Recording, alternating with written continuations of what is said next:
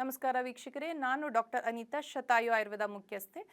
ಬಹಳಷ್ಟು ಜನ ತುಂಬ ಕಾಮನ್ ಆಗಿ ಈಗಿರುವಂತಹ ಸಮಸ್ಯೆ ಅಂದರೆ, ನಮ್ಮ ತಾಯಿಗೆ ಮಂಡಿ ನೋವಿನ ಸಮಸ್ಯೆ, ಅವರಿಗೆ ಕಾಲು ನಡೆಯೋಕ್ಕಾಗೋದಿಲ್ಲ ಅಥವಾ ಸರ್ಜರಿ ಮಾಡಬೇಕು ಅವ್ರಿಗೆ ಇಷ್ಟ ಇಲ್ಲ. ಬಹಳಷ್ಟು ಜನಕ್ಕೆ ಮಂಡಿ ನೋವು ಅನ್ನೋದು ತುಂಬಾ ಕಾಮನ್ ಆಗೋಗಿದೆ. ಸೊ ಒಂದು ಏಜ್ ಫ್ಯಾಕ್ಟರ್ ಇರಬಹುದು, ಇನ್ನೊಂದು ತೂಕದ ಸಮಸ್ಯೆ ಇರಬಹುದು. ಮಂಡಿ ನೋವು ಅನ್ನೋದು ಪಾರ್ಟ್ ಆಫ್ ಎವ್ರಿ ಫ್ಯಾಮಿಲಿ ಅಂತ ಹೇಳ್ತೀವಿ.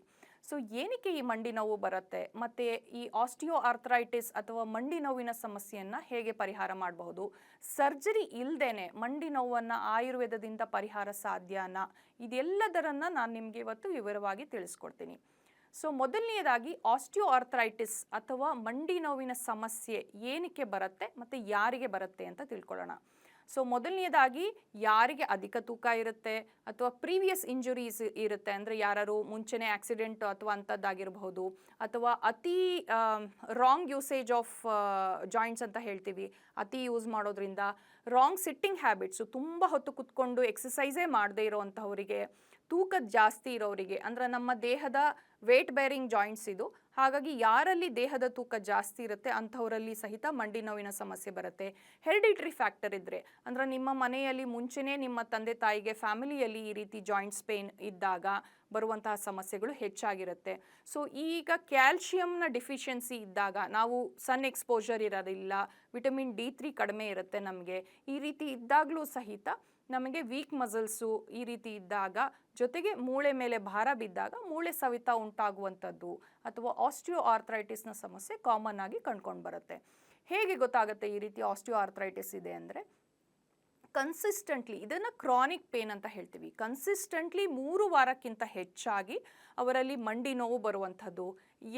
ಕೆಳಗೆ ಕುತ್ಕೊಂಡಾಗ ಎದ್ದೋಳೋದು ಕಷ್ಟ ಆಗುತ್ತೆ, ಅಂದರೆ ಕೆಳಗಡೆ ಫಂಕ್ಷನಲ್ಲಿ ಎಲ್ಲ ಹೋದಾಗ ಕೆಳಗಡೆ ಕುತ್ಕೊಂಡು ಊಟ ಮಾಡೋಕ್ಕಾಗಲ್ಲ, ಕುತ್ಕೊಂಡ್ರೆ ಏಳೋದು ಕಷ್ಟ ಆಗುತ್ತೆ, ಮೆಟ್ಲು ಹತ್ತಿ ಇಳಿಯುವಂಥದ್ದು ಕಷ್ಟ ಆಗುತ್ತೆ, ಕೆಳಗಡೆ ಟಾಯ್ಲೆಟಲ್ಲಿ ಕುತ್ಕೊಳ್ಳುವಂಥದ್ದು ಕಷ್ಟ ಆಗುತ್ತೆ, ಕುತ್ಕೊಂಡು ಏಳೋದು ಎವ್ರಿ ಟೈಮು ವಿತ್ ಸಪೋರ್ಟ್ ಬೇಕಾಗತ್ತೆ, ಜೊತೆಗೆ ಮಂಡಿ ಊತ ಬರುವಂಥದ್ದು, ನೋವು ಬರುವಂಥದ್ದು, ಸ್ಟಿಫ್ನೆಸ್ ಇರುವಂಥದ್ದು, ಇದೆಲ್ಲ ಸಮಸ್ಯೆ ಕನ್ಸಿಸ್ಟೆಂಟ್ಲಿ ನಿಮಗೆ 3 ವಾರಕ್ಕಿಂತ ಹೆಚ್ಚಾಗಿದ್ದರೆ.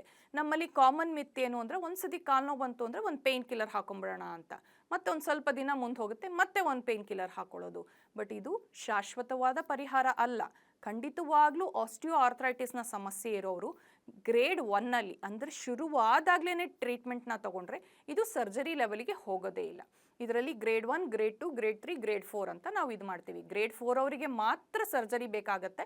ಅದು ನಿಮಗೆ ಬೇರೆ ಕೋಮಾರ್ಬಿಡಿಟೀಸ್ ಇದ್ದಾಗ, ಅಂದರೆ ನೀವು ತುಂಬ 120 kgಕ್ಕಿಂತ ಜಾಸ್ತಿ ಇದ್ದು, ತುಂಬಾ ಮಂಡಿನಲ್ಲಿ ಏನೂ ಒಂಚೂರು ಜಾಗ ಇಲ್ಲ, ಅಷ್ಟು ಸೌದೋಗಿದೆ ಅಂದರೆ ಮಾತ್ರ ಬೇಕಾಗುತ್ತೆ. ಉಳಿದವರೆಲ್ಲ ಈ ಕಾಯಿಲೆಯನ್ನು ರಿವರ್ಸ್ ಮಾಡ್ಕೋಬೋದು. ಮತ್ತು ಅದನ್ನು ಹೇಗೆ ರಿವರ್ಸ್ ಮಾಡಬಹುದು, ಆಯುರ್ವೇದದಲ್ಲಿ ಇದಕ್ಕೆ ಏನು ಚಿಕಿತ್ಸೆ ಇದೆ ಅಂತ ಹೇಳ್ತೀನಿ. ನೀವು ಈ ನಡುವೆ ಎಲ್ಲ ಕಡೆ ಕೇಳಿರಬಹುದು, ಅದಕ್ಕೆ ಮಂಡಿಗೆನೇ ಇಂಜೆಕ್ಷನ್ ಕೊಡ್ತಾರೆ, ಆ ರೀತಿ ಮಾಡಿದ್ರೆ ಕಡಿಮೆ ಆಗುತ್ತೆ, ಸ್ಟೀರಾಯ್ಡಲ್ ಟ್ರೀಟ್ಮೆಂಟ್ ಇದೆ ಅಂತೆಲ್ಲ. ಬಟ್ ಎಲ್ಲದೂ ಟೆಂಪ್ರರಿ ಇರುತ್ತೆ. ಸುಮಾರು 5,000 ವರ್ಷದಿಂದ ಆಯುರ್ವೇದದಲ್ಲಿ ಈ ಮಂಡಿ ನೋವಿಗೆ ಒಂದು ಟ್ರೀಟ್ಮೆಂಟನ್ನು ಹೇಳಿದ್ದೀವಿ. ಹೇಗೆ ಮಂಡಿಯ 2 ಮೂಳೆಗಳ ಮಧ್ಯೆ ಒಂದು ಸಾಫ್ಟ್ ಕುಷನ್ ಟೈಪ್ ಇರುತ್ತೆ, ಆ ಕುಷನ್ನು ಏಜ್ ಪ್ರಕಾರ ಕಡಿಮೆ ಆಗ್ತಾ ಹೋಗುತ್ತೆ. ಆವಾಗ 2 ಗಟ್ಟಿ ಜಾಯಿಂಟ್ಸು ಒಂದಕ್ಕೊಂದು ಟಚ್ ಆಗಿ ನಿಮಗೆ ನೋವಾಗ್ತಾ ಬರುತ್ತೆ. ಅಲ್ಲಿ ಇನ್ಫ್ಲಮೇಷನ್ ಅಂತ ಏನು ಹೇಳ್ತೀವಿ, ಊತ ಏನಿದೆ ಅದು ಫಾರ್ಮ್ ಆಗುತ್ತೆ. ಊತ ಬಂದಾಗ ನಿಮಗೆ ನೋವು ಬರ್ತಾ ಹೋಗುತ್ತೆ. ಒಂದು ಈಸಿಯೆಸ್ಟ್ ಸೊಲ್ಯೂಷನ್ ಅಂದರೆ, ನೀವು ನಿಮ್ಮ ದೇಹದ ತೂಕವನ್ನು ಇಳಿಸ್ತಾ ಬರಬೇಕು. ಮಂಡಿ ವೇಟ್ ಬೇರಿಂಗ್ ಜಾಯಿಂಟ್ ಇರೋದ್ರಿಂದ ನಿಮ್ಮ ದೇಹದ ತೂಕ ಇಳಿಸ್ತಾ ಇದ್ದಂಗೆ ನಿಮಗೆ ನೋವು ಕಡಿಮೆ ಆಗ್ತಾ ಹೋಗುತ್ತೆ. ಎರಡನೆಯದಾಗಿ, ಆ ಸಾಫ್ಟ್ ಕುಷನ್ ಏನಿದೆ ಅದನ್ನು ನಾವು ಹೇಗೆ ಸರಿ ಮಾಡಬಹುದು. ಈಗ ನಿಮ್ಮ ಬಾಗಿಲಿಗೆ ಗ್ರೀಸ್ ಇಲ್ಲ ಅಂದರೆ ಹೇಗೆ ತೆಗೆದಾಗ ಸೌಂಡ್ ಬರುತ್ತೆ, ಅದೇ ರೀತಿ ಕ್ರೆಪಿಟಸ್ ಅಂತ ಹೇಳ್ತೀವಿ, ಕಾಲನ್ನು ನೀವು ಮೂವ್ ಮಾಡಿದಾಗ ಸೌಂಡ್ ಬರುತ್ತೆ ಮಂಡಿ ನೋವಿದ್ದಾಗ. ಅದನ್ನು ಹೇಗೆ ಕಡಿಮೆ ಮಾಡ್ಬೋದು. ಆಯುರ್ವೇದದಲ್ಲಿ ನಾವು ಒಂದು ಚಿಕಿತ್ಸೆಯನ್ನು ಮಾಡ್ತೀವಿ, ಇದಕ್ಕೆ ಜಾನುಬಸ್ತಿ ಅಂತ ಹೇಳ್ತೀವಿ. ಅಂದರೆ ಮಂಡಿ ಇರುವಂತಹ ಜಾಗಕ್ಕೇ ಒಂದು ನೀಟಾಗಿ ಟ್ರೀಟ್ಮೆಂಟ್, ಆಯಿಲ್ ಟ್ರೀಟ್ಮೆಂಟನ್ನು ಮಾಡಿ, ಅದರ ಜೊತೆಗೆ ಪೋಟಲಿ ಸ್ಟೀಮ್ ಅಂತ ಹೇಳ್ತೀವಿ, ಅಂದರೆ ಮೆಡಿಕೇಟೆಡ್ ಲೀವ್ಸಿಂದ ಆ ಜಾಗಕ್ಕೆ ಸ್ಟೀಮನ್ನು ಕೊಡೋದ್ರಿಂದ ಯಾವುದೇ ರೀತಿ ಏನು ಊತ ಇದೆ, ಇನ್ಫ್ಲಮೇಷನ್ ಇದೆ, ಅದು ಕಡಿಮೆ ಆಗುವಂಥದ್ದು. ಜಾಯಿಂಟ್ಸಿಗೆ ಲೂಬ್ರಿಕೇಷನ್ ಬರುವಂಥದ್ದು, ನಾನು ಹೇಳಿದ್ನಲ್ಲ ಈಗ ಡೋರ್ ಓಪನ್ ಮಾಡಿದ್ರೆ ಸೌಂಡ್ ಬರುತ್ತೆ ಅಂತ, ಅದೇ ರೀತಿ ಕಾಲ್ಮಂಡಿ ಏನು ಸೌಂಡ್ ಬರುತ್ತೆ, ಈ ಜಾಯಿಂಟ್ ಲೂಬ್ರಿಕೇಷನ್ ಮಾಡೋದ್ರಿಂದ ಅಲ್ಲಿ ಎಣ್ಣೆ, ಬಿಸಿ ಎಣ್ಣೆಯನ್ನು ಹಾಕಿ ಆ ಎಣ್ಣೆ ಅಬ್ಸಾರ್ಬ್ ಆದಾಗ ಈ ಮಂಡಿ ನೋವಿನ ಏನು ಆ ಸೌಂಡ್ ಬರುವಂಥದ್ದು ಕಡಿಮೆ ಆಗ್ತಾ ಹೋಗುತ್ತೆ. ಜೊತೆಗೆ ತೂಕವನ್ನು ಇಳಿಸಿ ಇನ್ಫ್ಲಮೇಷನ್ನು ಕಡಿಮೆ ಆದಾಗ ಸುಲಭವಾಗಿ ಮಂಡಿ ನೋವು ಕಡಿಮೆ ಆಗುತ್ತೆ. ಮೊನ್ನೆ ನನಗೊಬ್ಬರು ಪೇಷಂಟ್ ಬಂದಿದ್ದರು. ಅವರು US ಅಲ್ಲಿ ಡಾಕ್ಟರ್ ಇರುವಂಥವ್ರು. ಅವರು ಬಂದು 2 ದಿನ ಈ ಚಿಕಿತ್ಸೆ 2 ದಿನ ಈ ಚಿಕಿತ್ಸೆ ತೊಗೊಂಡ್ರೆ ಖುಷಿಯಾಗಿ ಹೇಳಿದ್ದಾರೆ, ನಾನು ಇಷ್ಟು ದಿನ ಮೆಟ್ಲು ಹತ್ತಕ್ಕಾಗ್ತಿರ್ಲಿಲ್ಲ, ಹಾಗೇ ಓಡಾಡ್ತಿದ್ದೆ, ಈಗ ಖುಷಿಯಾಗಿ ನಾನು ಮೆಟ್ಲು ಹತ್ಬೋದು. 2 ದಿನ ಚಿಕಿತ್ಸೆಯಲ್ಲಿ ಈ ರೀತಿ ಆಗ್ತಾ ಇದೆ, ನಾನು ಖಂಡಿತ ಮತ್ತೆ US ಇಂದ ಬಂದು ಈ ರೀತಿಯಾಗಿರುವಂತಹ ಟ್ರೀಟ್ಮೆಂಟನ್ನು ತಗೊಳ್ತೀನಿ ಅಂತ. ಆಶ್ಚರ್ಯ ಅಂದರೆ ವೆಸ್ಟಲ್ಲಿ ಅಂದರೆ ಅಮೆರಿಕದಲ್ಲಿರುವಂತಹ ಡಾಕ್ಟರ್ಸ್ಗಳು ಸಹಿತ ಇಂಡಿಯಾಕ್ಕೆ ಬಂದು ಆಯುರ್ವೇದದ ಚಿಕಿತ್ಸೆಯನ್ನು ತಗೊಳ್ತಾರೆ. ನಾವು ನಮ್ಮಲ್ಲಿರುವ ಚಿಕಿತ್ಸೆಯನ್ನು ನೆಗ್ಲೆಕ್ಟ್ ಮಾಡ್ತಾ ಹೋಗ್ತೀವಿ. ಏನಕ್ಕೆ ಈ ರೀತಿ ಆಗಿದೆ ಅಂದರೆ ನಮ್ಮಲ್ಲಿ ಕ್ಯಾಶುವಲ್ ಆ್ಯಟಿಟ್ಯೂಡ್ ಏನಿದೆ, ನನಗೇನು ಆಗೋದಿಲ್ಲ ಅನ್ನೋದೇನೇನಿದೆ. ಯಾರು 40 ವಯಸ್ಸಿನ ನಂತರ ಅವರ ಮಸಲ್ಸ್ ಮೇಲೆ ವರ್ಕ್ ಮಾಡಲ್ಲ, ಅವರ ಮೊಬಿಲಿಟಿ ಮೇಲೆ ವರ್ಕ್ ಮಾಡಲ್ಲ, ಸ್ಟ್ರೆಚಿಂಗ್ ಎಕ್ಸಸೈಸಸ್ ಮಾಡಲ್ಲ, ಯಾರು ರೆಗ್ಯುಲರ್ ಎಕ್ಸಸೈಸಸನ್ನು ಅವರ ಬಾಡಿನಲ್ಲಿ ಅಳವಡಿಸ್ಕೊಳ್ಳಲ್ಲ, ಜೊತೆಗೆ ಕೆಲವೊಂದು ಆಯಿಲ್ ಟ್ರೀಟ್ಮೆಂಟ್ಸು ಅಂದರೆ ನಾವು ರೆಗ್ಯುಲರ್ ಆಗಿ ಹೇಳ್ತೀವಿ ಆಯುರ್ವೇದದಲ್ಲಿ ಚಳಿಗಾಲ ಬಂದಾಗ ಖಂಡಿತವಾಗ್ಲೂ ಆಯಿಲ್ ಮಸಾಜ್ ಮಾಡ್ಕೋಬೇಕು ಅಂತ, ಯಾರು ರೆಗ್ಯುಲರ್ ಆಗಿ ಈ ರೀತಿ ಮಾಡೋದಿಲ್ಲ. ಜೊತೆಗೆ ಪೌಷ್ಟಿಕವಾಗಿರುವಂಥ ಆಹಾರ, ನಮ್ಮ ಆಹಾರ ಏನೋ ತಗೊಳ್ತೀವಿ, ಬಟ್ ಪೌಷ್ಟಿಕವಾಗಿರುವುದು ತಗೊಳ್ತೀವಾ? ಖಂಡಿತವಾಗ್ಲೂ ಇಲ್ಲ. ನಮ್ಮ ಆಹಾರದಲ್ಲಿ ಪ್ರೋಟೀನ್ ಲ್ಯಾಕ್ಯುನಾ ಇರುತ್ತೆ, ನ್ಯೂಟ್ರಿಯೆಂಟ್ಸ್ ಲ್ಯಾಕ್ಯುನಾ ಇರುತ್ತೆ, ಬಹಳಷ್ಟು ಮೈಕ್ರೋನ್ಯೂಟ್ರಿಯೆಂಟ್ಸ್ ಏನು ಬೇಕಾಗಿರುತ್ತೆ ಅದನ್ನು ಲ್ಯಾಕ್ಯುನಾ ಇರುತ್ತೆ. ಎಲ್ಲರಲ್ಲೂ ವಿಟಮಿನ್ ಡಿ ಡಿಫಿಷಿಯನ್ಸಿ ಇರುತ್ತೆ, ಕ್ಯಾಲ್ಶಿಯಂ ಡಿಫಿಷಿಯನ್ಸಿ ಇರುತ್ತೆ. ಅದರಲ್ಲೂ ಮಹಿಳೆಯರಲ್ಲಿ ಮುಟ್ಟಿನ ನಂತರ ಬಹಳಷ್ಟು ಕ್ಯಾಲ್ಶಿಯಂ ಡಿಫಿಷಿಯನ್ಸಿ ಆಗ್ತಾ ಹೋಗುತ್ತೆ.